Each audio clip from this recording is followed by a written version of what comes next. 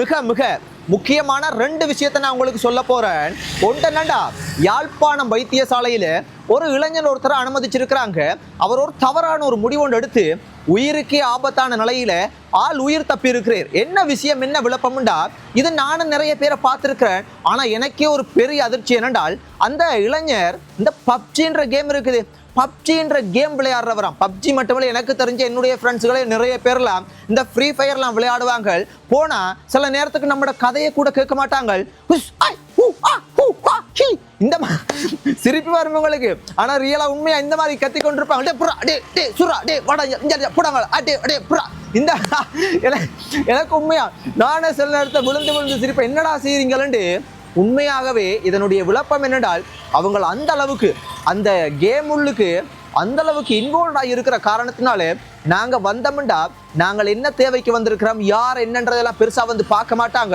அவங்கள அது உள்ளுக்கு அந்த கேம் உள்ளுக்கு, நான் இதுவரைக்கும் இந்த பப்ஜி இந்த ஃப்ரீ ஃபயர் இந்த கேம் எல்லாம் இதுவரைக்கும் நான் உண்மையா விளையாண்டதில்லை, அதனால எனக்கு அது எப்படின்னு தெரியா. ஆனா விளையாடுறவங்களை பார்த்துருக்கிறேன், அந்த மாதிரி உள்ளுக்கு ஒரு ஃபைட் ஒன்று பண்ணுவாங்க. அப்ப நான் சொல்ல வர விஷயம் என்னென்றால், அவங்க அது உள்ளுக்கு முழுமையாக மூழ்கி கிட்டத்தட்ட அடிமையாகி இருக்கிறாங்கன்னு சொன்னா கூட அது ஒரு தவறில் அந்த அளவுக்கு அதில் இருக்கிறாங்க.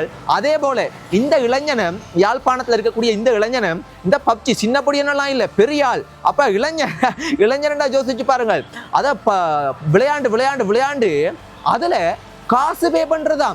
எனக்கு என்னடாப்பா இது காசு பே பண்றதா, கேம் விளையாடுறதுக்கா? சும்மா விளையாடுற விஷயத்துக்கு காசு பே பண்றீங்களா? சரி, ஏதோ 500 ரூபாயோ 100 ரூபாயோ 1000 ரூபாயோ அப்படின்னாலும் அதே பெரிய காசு. சரி, அந்த அளவு தொகையா இருக்குமென்று யோசிச்சா அப்படியெல்லாம் இல்லை. இது இந்த இளைஞன் வட்டிக்கு காசு அதுல போட்டு விளையாண்டு விளையாண்டு காசு முடிஞ்சு பணம் இல்லாம என்ன செஞ்சிருக்காருன்னா, அவங்களோட ஊர் யாழ்ப்பாணம் உருங்குறாய் பொடியன், அவங்களோட ஊர்ல இருக்கிற வட்டிக்கு காசு கொடுப்பாங்க. கூடுதலா எல்லா ஊர்லயுமே இந்த மாதிரியான ஆட்கள் இருக்காங்க. வட்டிக்கு காசு வாங்கி அந்த கேமை, ஃப்ரீ ஃபயர் கேமை, பப்ஜி கேமை விளையாண்டு கடைசியில் என்ன தெரியுமா நடந்திருக்கு, இப்போ வட்டிக்கு கொடுத்தவங்க காசு கேட்டு வருவான் தானே, அவங்க வந்து இவர் இளைஞர் விளையாடுற மட்டும் தானே, இவர் கொடுக்கறல்ல, குடும்பம் என்ன தெரியுமா செஞ்சிருக்காங்க, அவங்களோட காணியை வித்து அந்த வட்டி காசு அந்த கடன் வாங்கினதை அடைச்சிருக்காங்க. அப்ப யோசிச்சுக்கோங்க, எவ்வளவு இந்த பப்ஜின்ற கேமால எவ்வளவு பணத்தை அந்த குடும்பம், அந்த இளைஞனினுடைய குடும்பம் இழக்க வேண்டி இருந்திருக்கு. நீங்கள் யோசிச்சு பாருங்கள். சரி, அதோட தான் அந்த கதை முடிஞ்சான்னு கேட்டீங்கன்னா இல்லை, மறுபடியும் ஒரு காணியே போயிருக்குது, ஒரு கேம் விளையாண்டு பப்ஜின்ற கேம் விளையாண்டு அதோட தான் அந்த விட்டு தொலைவோம்னு பார்த்தா இல்லை, மறுபடியும் அந்த இளைஞன் அதே விளையாட்டு. இப்போ இந்த விஷயம் ஒரு விஷயம் வெளியே வந்திருக்கிறனால நான் உங்களுக்கு சொல்றேன், இது பல குடும்பங்கள்ல பலரை விட்டு அந்த பிரச்சனை இருக்கும்னு நினைக்கிறேன், வெளியே வராம இருக்குன்னு நான் நினைக்கிறேன். அப்ப மறுபடியும் அந்த இளைஞன் திரும்பியும் விளையாட தொடங்கியிருக்கார். திரும்பியும் விளையாட தொடங்கி மறுபடியும் வட்டிக்கு காசு கொடுத்தவங்களுக்கு காணியை கிடைச்சிருக்குண்டா சும்மாவா இருப்பாங்க, காசு கேட்டா திரும்பியும் கொடுப்பாங்க. அப்ப மறுபடியும் கொடுத்து மறுபடியும் அதில் விளையாண்டு விளையாண்டு விளையாண்டு விளையாண்டு மறுபடியும் பெரிய ஒரு தொகை உண்டு, வட்டிக்கு வந்து பெரிய சிக்கலாயிருச்சு.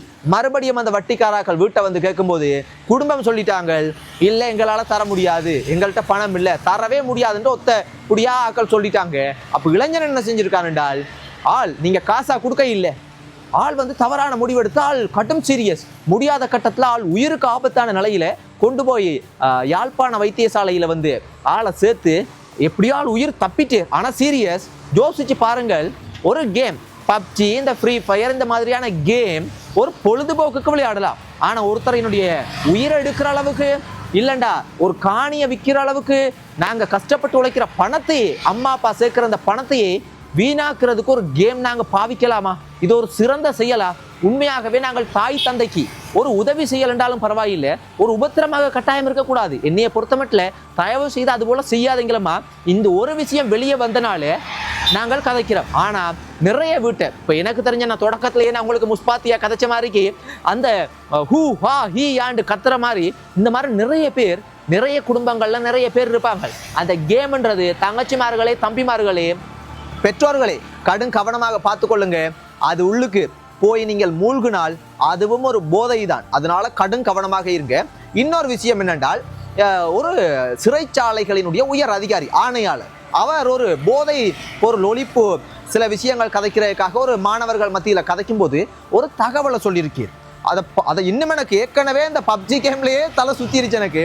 அதுல இவர் இதை சொல்லும் போது இன்னும் என்னையா இது நடக்குது, என்ன மாறி இருக்குன்னு நம்ம இதெல்லாம் இது சம்பந்தப்பட்ட விஷயங்களை கதைக்கிறதுக்கு இந்த நியூஸ் அது இதெல்லாம் அலசி ஆராயிரனால தான் அட்டிமட்டம் வரைக்கும் போய் தேடுற காரணத்தினால தான் எனக்கே இதெல்லாம் தெரியுது. இல்லைடா எனக்கே தெரியாது.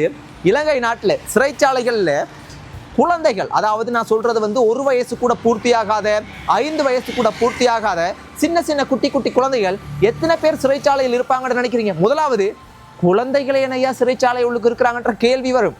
அப்ப 42 குழந்தைகள் இந்த மாதிரிக்கே சின்ன வயசு, 1 வயசு கூட ஆகாத, 5 வயசு கூட ஆகாத 42 குழந்தைகள் சிறைச்சாலையில் இருக்கிறாங்க.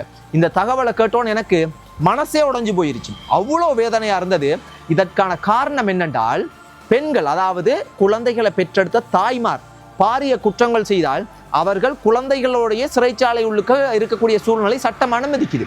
அப்ப அவர் சொல்றது என்னண்டா, அவர் சொல்ல வர விஷயம், இதுக்கு முதலும் அவர் இன்னொரு விஷயமோடையும் சொல்லியிருந்தார். அவரே தான் என்னண்டா, இந்த சிறைச்சாலை உள்ளுக்கு 805 தூக்கு தண்டனை, மரண தண்டனை பெற்றுக்கொள்ளக்கூடிய கைதிகள் இருக்கிறாங்க. பெற்றுக்கொள்ள தீர்ப்பு வழங்கப்பட்டு மரண தண்டனை, தூக்கு தண்டனை வழங்கப்படாமல் இருக்கிறாங்க. அவங்களுக்கு எப்போ வேணும்னாலும் அது நடக்கலாம் என்று சொல்லியிருந்தேன். அதுல 5 மாணவர்களும் இருக்கிறாங்கன்ற அதிர்ச்சியான விஷயம் ஒன்று சொன்னேன். அதெல்லாம் பெரிய ஒரு தலைவலி மாதிரி இருக்குமாப்பா. அதெல்லாம் கேட்கும்போது கடந்து போறதே கடும் கஷ்டம். அதே நபர் தான் மறுபடியும் சொல்லியிருக்கிறேன் என்றால், இந்த 42 குழந்தைகள் இருக்கிறாங்க. இதற்கான காரணம் என்னடா, அந்த குழந்தைகளினுடைய தாய், அம்மாக்கள் பாரிய குற்றங்கள், பாரிய தவறு செய்தால் இது உள்ளுக்கு வந்திருக்கிறாங்க. அப்ப அவர் சொல்ல வர விஷயம் என்னென்றால், இதை நீங்க இன்னும் தெளிவாக புரிஞ்சு கொள்ளணும் என்றால், சட்டத்தையும் புரிஞ்சு கொள்ளணும் என்றால், இந்த பெண்கள், முக்கியமாக குழந்தைகள் இருக்கக்கூடிய பெண்கள் ஒரு தவறு செய்தால் அவர்களுக்கு ஒரு உதாரணத்துக்கு 10 வருடம் சிறை தண்டனை வழங்கப்படுதென்றால், அந்த 10 வருடத்துல 5 வருடம் அந்த குழந்தை தாயோட சிறைச்சாலை உள்ளுக்கு இருக்கிறதுக்கு அனுமதிக்கப்படுது. அப்ப அந்த 5 வருடம் முடிந்ததுக்கு பிற்பாடு குழந்தைய பிரித்தெடுக்கக்கூடிய சூழ்நிலை ஏற்படுது. அப்ப குழந்தையும் தாயினுடைய பாசம், தாயினுடைய அன்பு, தாயினுடைய அரவணைப்பு, அது சிறைச்சாலையாகவே இருந்தாலும் குழந்தை தாயை தான் விருப்பப்படும். தாயோட இருக்க வேண்டிய சூழ்நிலை விருப்பப்படும். ஆனா அழுதே புலம்புனாலும் அது பிரிக்க வேண்டிய ஒரு சூழ்நிலை. தாயும் குழந்தையை பிரிஞ்சு போறோம், குழந்தை இல்லைன்னு எவ்வளோ அழுது புலம்பி எவ்வளோ கவலைப்பட்டாலும் சட்டம் குறுக்க வார காரணத்தினாலே எதுவுமே பண்ண முடியாது, பிரிஞ்சு போக வேண்டிய சூழ்நிலை இருக்குது. அப்ப அந்த ஆணையாளர் சொல்ல வர விஷயம் என்னென்றால், நானும் சொல்ல வர விஷயம் என்னென்றால், இந்த முக்கியமாக யாரும் குற்றம் செய்யலாம் என்று சொல்ல வர போறதில்லை, யாருமே குற்றம் செய்யக்கூடாது. ஆனாலும் மிக மிக முக்கியம், பெண்கள், குழந்தைகள் இருக்கக்கூடிய பெண்கள் குற்றங்கள் தவறுதலாக கூட செய்யக்கூடாது. காரணம் என்னென்றால், உங்களோட சேர்ந்து இந்த குழந்தைகள் தான் சிறைச்சாலை உள்ளுக்கு அந்த துன்பத்தை, அந்த நரக வாழ்க்கையை, ஒரு மோசமான ஒரு உலகத்தை அவர்களும் பார்க்க போறாங்க. இந்த சிறு வயதில் அவர்கள் உணரக்கூடிய எவ்வளவோ நல்ல உணர்வுகள், நல்ல சிந்தனைகள், நல்ல காட்சிகள், நல்ல உலகத்தை அவங்க பார்க்க வேண்டிய இந்த சின்ன வயசுல சிறைச்சாலை உள்ளுக்கு கொண்டு போய் வச்சிருக்கிறது என்னைய பொறுத்த மட்டும் சட்டம் கூட அதுல சில திருத்தங்களை இந்த அரசாங்கம் பாராளுமன்றம் மூலமோ இல்லைன்னா ஏதாவது ஒரு என்ன வழிகள் இருக்கோ எனக்கு தெரியல, அந்த வழிகள் மூலம் அந்த சட்ட திருத்தத்தை கட்டாயம் செய்யணும்ன்றது என்னுடைய விருப்பம். ஏனென்றால் சிறைச்சாலை உள்ளுக்கு அந்த குழந்தைகள் இருக்கிறத விட வெளியில இருக்கிற காப்பகங்கள், வெளியில இருக்கக்கூடிய சிறு குழந்தைகளை பராமரிக்கக்கூடிய, தாய் போன்று பராமரிக்கக்கூடிய ஒரு பராமரிப்பு நிலையங்களை அமைச்சு இது போல வார கைதிகள், இது போல வார குற்றங்கள் செய்யக்கூடிய தாயினுடைய குழந்தைகளை இந்த மாதிரி ஒரு பராமரிக்கிற திட்டங்கள் ஏதாவது செய்தால் நல்லபடி நான் நினைக்கிறேன். ஏனென்றா ஒரு தாய் செய்த குற்றத்துக்காக குழந்தை ஏன் அந்த தண்டனை அனுபவிக்கணும்? குழந்தை என்ன பாவம் செய்தது? யோசிச்சு பாருங்கள். இது ஒரு பாரிய எண்ணோயை பொறுத்த மட்டும் ஒரு கருப்பான ஒரு நம்மட ஒரு நீதிக்கு முன்னுக்கு மறைக்கிற ஒரு கருப்பான ஒரு விஷயமா நான் பார்க்குறேன். எனக்கே அதை கடந்து போக ரொம்ப ரொம்ப கஷ்டமா இருக்கு. நீங்க என்ன நினைக்கிறீங்க? இப்படி ஒரு விஷயம் பார்க்க கிடைச்சது. அதே போல தங்கச்சிமார்களே, தம்பிமார்களே, அண்ணாமார்களே, பெற்றோர்களே, இந்த பப்ஜி இந்த மாதிரியான ஃப்ரீ ஃபயர் கேம்ல கடும் கவனமாக இருங்க. உங்களோட வாழ்க்கையை ஸ்பாயில் பண்ணிக்கொள்ளாதீங்க, ஃபெயில் பண்ணிக்கொள்ளாதீங்க. கடும் கவனம். நானா இருந்தாலும் இது வரைக்கும் நான் பப்ஜி, இந்த ஃப்ரீ ஃபயர் இந்த மாதிரியான கேம் எல்லாம் விளையாண்டதில்லை. கவனமா இருக்கு. நன்றி சொந்தங்களே, நன்றி.